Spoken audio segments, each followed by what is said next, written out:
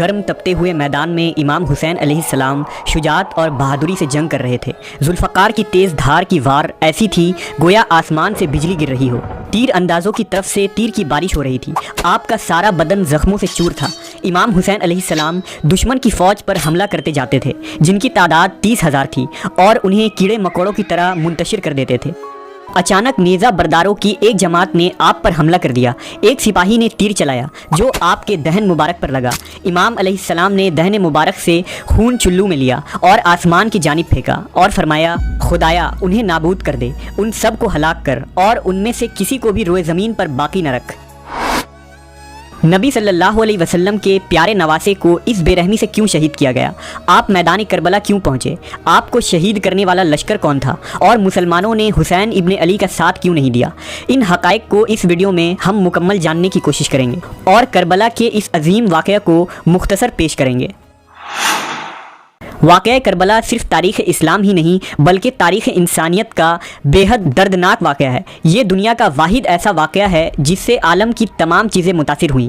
آسمان متاثر ہوا، زمین متاثر ہوئی، سورج و چاند ایسے متاثر ہوئے کہ شفق کی سرخی نے آسمان لال کر دیے۔ یہ وہ غم انگیز اور المناک واقعہ تھا جس نے جاندار اور بے جان کو خون کے آنسو رلا دیے، جس کا پس منظر نبی صلی اللہ علیہ وسلم اور آپ کی اولاد کی دشمنی تھی۔ نبی صلی اللہ علیہ وسلم کے وفات ہوئے 50 سال گزر چکے تھے۔ آپ صلی اللہ علیہ وسلم کے نواسے امام حسین نماز مغرب کے مصلی پر تشریف فرما تھے۔ مسجد میں حکومت کا ایک سپاہی جوتوں سمیت اندر داخل ہوا اور اپنی کمر سے خط نکال کر امام حسین کی طرف پھینکتا ہے۔ امام حسین علیہ السلام نے خط اٹھایا اور خط پڑھنے کے بعد فرمایا، ان للہ و انا الیہ راجعون۔ عبداللہ نے پوچھا کہ اس میں کیا لکھا ہے؟ فرمایا، شام کا حکمراں معاویہ ابن ابی سفیان نہیں رہا، گورنر نے ہمیں بلایا ہے۔ امام حسین علیہ السلام حاکم مدینہ ولید کے پاس پہنچے۔ ولید نے کہا، یزید بن معاویہ حکمراں بن گیا ہے، اس کی بیعت کیجیے۔ امام حسین نے جواب دیا کہ اہل بیعت نبوت کسی کی بیعت نہیں کریں گے۔ امیر معاویہ نے اپنے بعد اپنا جانشین اور عالم اسلام کا خلیفہ اپنے بیٹے یزید کو مقرر کر دیا اور مسلمانوں سے کہا کہ وہ فیصلے کو قبول کر لے۔ اس وقت مدینہ میں جید صحابہ اکرام موجود تھے۔ مدینہ کے جید صحابہ نے یزید کے ہاتھوں بیعت کرنے سے انکار کر دیا تھا، جن میں حضرت حسین ابن علی، عبداللہ ابن زبیر اور عبد الرحمن بن ابی بکر کے نام بہت اہم ہیں۔ صحابہ اکرام کی مخالفت کی وجہ یہ تھی کہ امیر معاویہ نے اپنے بیٹے کو اگلا خلیفہ مقرر کر دیا تھا جو اسلامی مزاج اور شریعت کے خلاف سمجھا گیا۔ اس سے پہلے کسی بھی خلیفہ نے اپنی اولاد اور رشتہ دار کو اپنا ولی عہد اور اپنے بعد خلیفہ منتخب نہیں کیا تھا۔ یہ فیصلہ حضرت حسن کے ساتھ ہوئے معاہدے کے بھی خلاف تھا۔ جب یہ خبر کوفہ پہنچا کہ امام حسین ابن علی نے یزید کو خلیفہ تسلیم کرنے سے انکار کر دیا ہے، تو اہل کوفہ جو امام حسین سے بہت محبت و عقیدت رکھتے تھے مختار سقفی کے گھر پر جمع ہوئے اور سلیمان ابن سرد رضی اللہ تعالیٰ عنہ نے امام حسین کو کوفہ آنے کی دعوت دی۔ آپ نے امام حسین کو خط لکھا کہ آپ کوفہ تشریف لائیں، ہم آپ کے ہاتھ پر بیعت کریں گے اور آپ کو خلیفہ تسلیم کریں گے۔ روایتوں میں آتا ہے کہ کوفہ سے تقریباً 18,000 خطوط حضرت امام حسین کو موصول ہوئے۔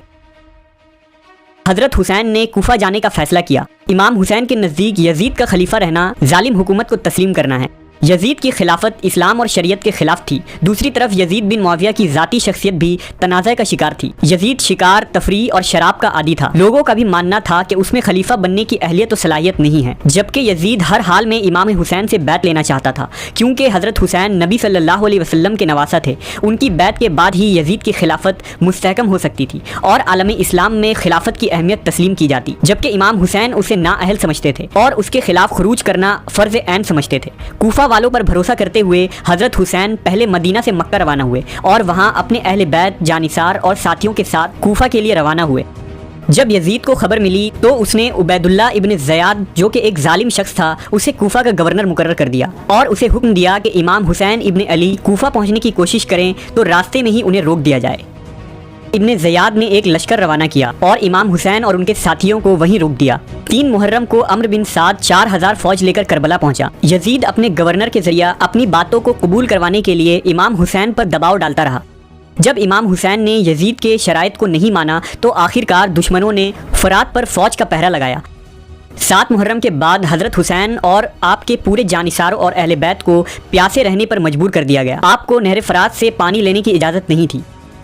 3 دن گزر جانے کے بعد جب امام کے گھر والوں کے بچوں کو پیاس لگنے لگی تو حسین علیہ السلام نے یزیدی فوج سے پانی طلب کیا۔ دشمن نے پانی دینے سے انکار کر دیا۔ دشمنوں نے سوچا کہ امام حسین پیاس سے ٹوٹ کر ہمارے تمام حالات کو قبول کر لیں گے۔ جب 3 دن کی پیاس کے بعد بھی امام نے یزید کی بیعت نہیں مانی تو دشمنوں نے آپ کے خیموں پر حملہ کرنا شروع کر دیا۔ امام حسین نے 1 رات کی مہلت طلب کی۔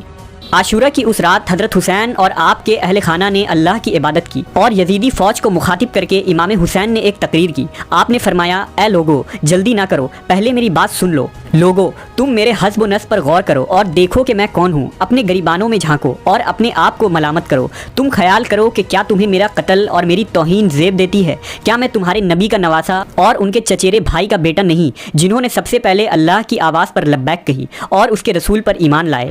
کیا سید الشہداء امیر حمزہ میرے والد کے چچا نہ تھے؟ کیا جعفر طیار میرے چچا نہ تھے؟ کیا تمہیں رسول کا وہ قول یاد نہیں جو انہوں نے میرے اور میرے بھائی کے بارے میں فرمایا تھا کہ ہم دونوں نوجوانان جنت کے سردار ہوں گے؟ یزید کی فوج پر اس تقریر کا کوئی اثر نہ ہوا، صرف حر ابن یزید تمیمی پر اس تقریر کا اثر ہوا اور وہ یہ کہتے ہوئے امام حسین کی طرف آ گیا کہ یہ جنت یا دوزخ کے انتخاب کا موقع ہے۔ عاشورہ کے دن تک آپ کے تمام بیٹوں اور بھائیوں کو میدان کربلا میں شہید کر دیا گیا، جن میں علی اکبر، عباس، علی اصغر، اون و محمد شامل ہیں۔ حضرت امام حسین اور ان کے ساتھیوں نے دشمن کے صفوں پر ٹوٹ کر حملہ کیا، شجاعت اور بہادری کی تاریخ رقم کر دی، لیکن ایک ایک کر سبھی 72 جانشار شہید ہو گئے۔ آخر میں حضرت حسین علیہ السلام کو بھی دشمنوں نے چاروں طرف سے گھیر لیا، لیکن ان میں سے کوئی بھی امام حسین کو قتل کرنے کا گناہ اپنے سر نہیں لینا چاہتا تھا۔ آخر کار شمر ذی الجوشن کے اکسانے پر زرعہ بن شریک تمیمی نے یہ بدبختی مول لی اور حضرت حسین کے ہاتھ اور گردن پر تلوار سے حملہ کیا۔ سنان بن انس نے تیر چلایا، جس کے بعد امام حسین گر گئے۔ ان کے گرنے پر شمر آگے بڑھا اور اس ملعون نے امام حسین کا سر پیچھے کی طرف سے کاٹ کر جسم سے جدا کر دیا۔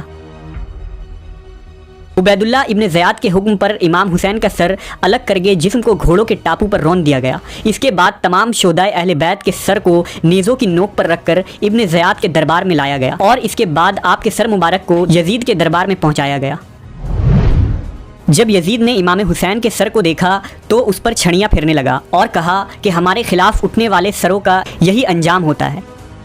اس منظر کو دیکھ کر امام حسین کی بہن زینب کبریٰ کا دل تڑپ اٹھا۔ آپ نے دربار یزید میں ایک لرزہ آمیز خطبہ دیا۔ اس خطبے کو سن کر یزید کے دربار میں موجود درباری اور اہل شام کے چہروں کی رنگت بدل گئی اور وہ پشیماں ہوئے۔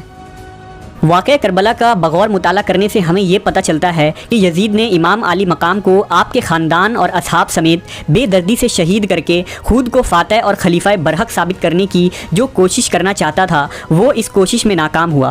الٹا اس کی وہ وقتی جیت ہی اس کی ابدی شکست اور رسوائی کا پیش خیمہ ثابت ہوئی، کیونکہ امام علی مقام شہید ہو کر بھی لوگوں کے دلوں پر حق و صداقت کا عظیم مینار بن کر راج کرتے ہیں، جبکہ یزید بظاہر جنگ جیت کر بھی ازلی ذلت و رسوائی اور نجاست کے علامت بن کر رہ گیا۔ یہ جنگ دراصل امام حسین کی ابدی فتح ثابت ہوئی۔